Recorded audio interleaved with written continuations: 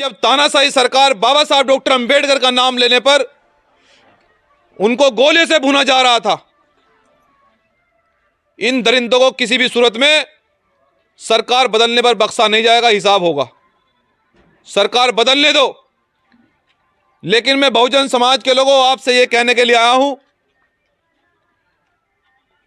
कि अगर इस जुल्म पर आप लोग सब चुप रहे तो इससे बड़ा जुल्म करने के लिए वो तैयार हैं। और हमारी अब हिम्मत और लाशों को देखने की नहीं है। हम बाबा साहब के वो स्वाभिमानी बेटे हैं कि सरकार किसी की राय में फर्क नहीं पड़ता। हम आज भी संविधान लेकर पहुंचे हैं, कल भी संविधान लेकर पहुंचेंगे। लेकिन जहां भी अन्याय होगा हम किसी भी सूरत में चुप नहीं रहेंगे, चाहे सरकार किसी की भी हो। यहां लोकतंत्र के बाद उससे भी बड़ा जनतंत्र है। और अगर सरकार के लोगों को भ्रम हो गया है कि हम सरकार रहते हुए दलितों को, पिछड़ों को, मुसलमानों को गोले से भूनेंगे, तो नहीं, यह भी याद होगा कि सरकार बदलती रहती है।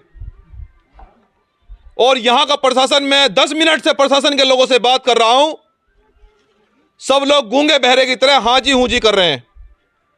मैं प्रशासन के लोगों से बताना चाहता हूं कि हम संविधान को मानते हैं और आप एक संवैधानिक कुर्सी पर बैठे हैं और एक बाबा साहब का नाम लेने पर एक बच्चे को गोली से भून दिया गया। आज तक आपके पास जवाब नहीं है, जवाब नहीं दे पा रहे हैं इस जिले के कप्तान और डीएम। लेकिन अगर हमें जवाब नहीं मिलेगा तो आने वाली 8 तारीख को प्रदेश अध्यक्ष जी पूरे उत्तर प्रदेश के अंदर हम मुख्यालयों पर धरना देंगे। आने वाली 8 मार्च को पूरे उत्तर प्रदेश के मुख्यालयों पर धरना दिया जाएगा कि सोमेश भाई को क्या न्याय मिलेगा या नहीं मिलेगा। अगर 8 तारीख तक भी उत्तर प्रदेश के मुख्यालयों पर ज्ञापन देने के बावजूद, धरना देने के बावजूद अगर न्याय नहीं मिलता है तो फिर आने वाली 17 मार्च को इस उत्तर प्रदेश की सबसे बड़ी महापंचायत इस गांव में होगी। यह अपने कानों में बहुजन समाज के लिए डाल लो और तैयार रहो इस अन्याय और तानाशाही के खिलाफ।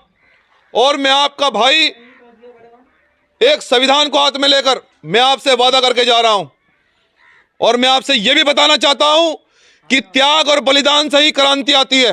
हम जानते हैं कि वो बाबा साहब के नाम से इसलिए डरते हैं क्योंकि बाबा साहब के बच्चे आज कुर्सियां बराबर में बिछाने लगे हैं, यह उनके पेट में दर्द होता है। बाबा साहब के बच्चे मुंह से तान कर चलते हैं, यह इसलिए उनके पेट में दर्द होता है। लेकिन उनसे कहना चाहता हूं कि इस दर्द को और बढ़ा ले। ये बाबा साहब के बच्चे अब झुकेंगे नहीं क्योंकि ये अब शिक्षित हो चुके हैं। इनकी कुर्सियां बराबर में बिछानी पड़ेगी। अगर नहीं बिछाओगे तो हम कुर्सी पलटना जानते हैं, ये याद रखे सरकार। तो आने वाली 8 मार्च को पूरे उत्तर प्रदेश के मुख्यालयों पर धरने प्रदर्शन किए जाएंगे और 8 मार्च को भी अगर न्याय नहीं मिला तो फिर इसी गांव के अंदर उत्तर प्रदेश की सबसे बड़ी महापंचायत 17 मार्च को होगी। और मैं आपको बहुजन समाज के लोगों ये कह के जा रहा हूं, आपका बेटा, आपका भाई, कि उत्तर प्रदेश का सबसे बड़ा बोर्ड इस गांव में बाबा साहब डॉक्टर अंबेडकर के उसी पार्क में भीम आर्मी जय हिंद संगठन लाने का काम करेगा। मैं वादा करके जा रहा हूं। मैं अपनी बात को फिर से दोहरा रहा हूं कि अगर 8 मार्च तक न्याय नहीं मिला, अगर 8 मार्च तक उन दरिंदों की, चाहे वो प्रशासन के लोग हों और चाहे वो गुंडे मवाली हों, अगर 8 मार्च तक 302 में मुकदमा पंजीकृत करके गिरफ्तारी नहीं हुई तो 17 मार्च को बड़ी महापंचायत उत्तर प्रदेश के इसी गांव में होगी और उत्तर प्रदेश का सबसे बड़ा बोर्ड उसी पार्क में लेगा। जो रोक सकता हो तो रोक के दिखा लेना, ये वादा करके जा रहे हैं। लेकिन मैं आप सभी ग्रामीण क्षेत्र के लोगों से कहना चाहता हूं कि जब भी अन्याय हुआ है घबराना नहीं है। उन लोगों का काम यही है, जब भी हमारे बच्चे, हमारे भाई, हमारे समाज की दलित, पिछड़े, मुसलमानों की बहन बेटी आगे बढ़ेगी, वो बड़ी बड़ी कुर्सियों पर बैठेगी, इनके पेट में दर्द होगा, तो वो तो यही चाहते हैं कि जो लोग कल पैरों में बैठते थे आज वो कुर्सियों पर क्यों बैठने लगेंगे, ये उनके पेट में दर्द है। लेकिन बहुजन समाज के लोगों, जिस रास्ते पर हम लोग चल रहे हैं, संविधान लेकर और बड़ी बड़ी कुर्सियों तक हम लोग पहुंच रहे हैं, ये उनके पेट में दर्द है। लेकिन हमें किसी भी सूरत में रुकना नहीं है। इसलिए इस अन्याय के खिलाफ अगर आप ये चाहते हैं कि कल कोई सोमेश ना मरे, क्योंकि इसी महीने औरैया में एक घटना और हुई कि उस भाई ने केवल अपराधी के खिलाफ मुकदमा दर्ज कराया और उसकी फावड़े से गर्दन अलग कर दी गई। इतना बड़ा अपराध और न्याय की कोई उम्मीद नहीं, प्रशासन के संरक्षण में अपराधियों को बचाया जा रहा है।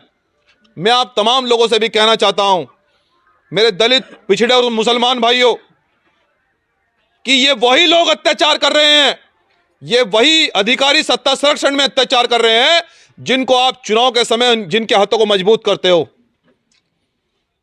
जिनको आप लोग छोटे मोटे लालच में आकर जिनके हाथों को मजबूत करते हो। मैं आपसे यही पूछना चाहता हूं कि मैं आपका बेटा, आपका भाई अगर सदन में होता, क्या मैं किसी सांसद या प्रधानमंत्री से सवाल नहीं पूछता?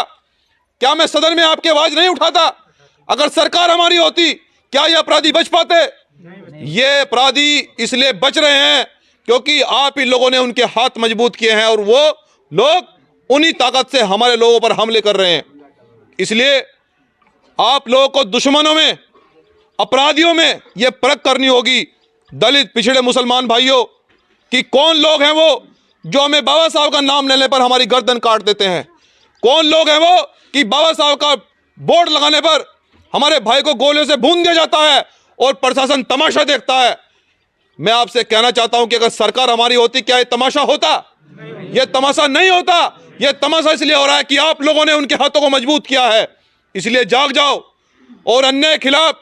साहब काशीराम जी कहा करते थे कि मैं सामाजिक परिवर्तन करने के लिए आया हूं, और ये भीम आर्मी जय भीम संगठन का सिपाही, मैं सामाजिक परिवर्तन के लिए आपके बीच में आऊं। कि कब तक घर में छिपे रहोगे? इन नमक हरामियों से, इन मवालियों से कब तक डरोगे?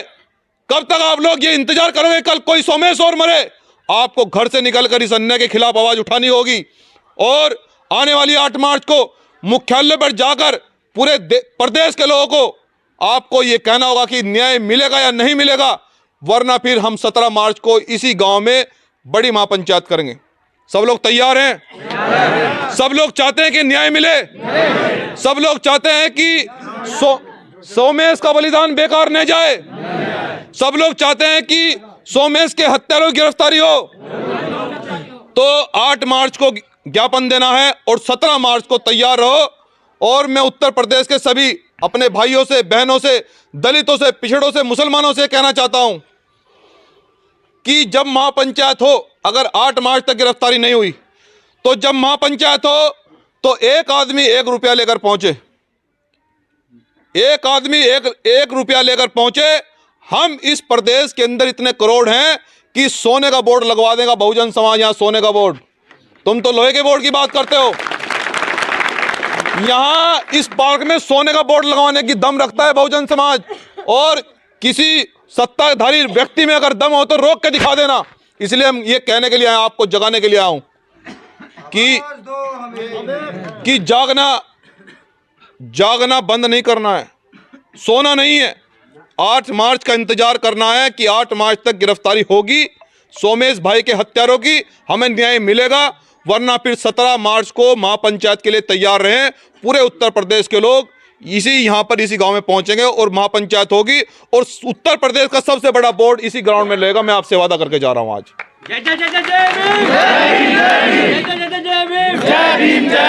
अभी मैं प्रशासनिक अधिकारियों से एक बार और बात करना चाहता हूं, अगर वो चाहते हैं कि बात हो, वरना हम लोगों के पास फिर आंदोलन का रास्ता है।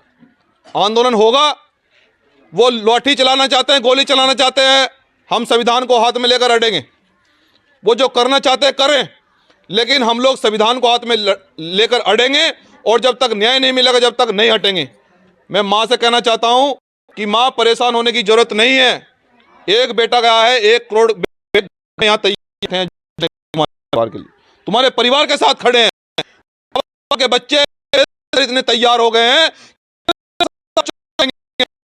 हमारी मूंछों में जिन्हें जलन है वो उस जलन को मूंछों का चेहरे गोली लगे, चेहरे पर मुस्कुराहट और मूंछों में ताव बरकरार रहेगा। ये विरोधी जान ले कान खोलकर।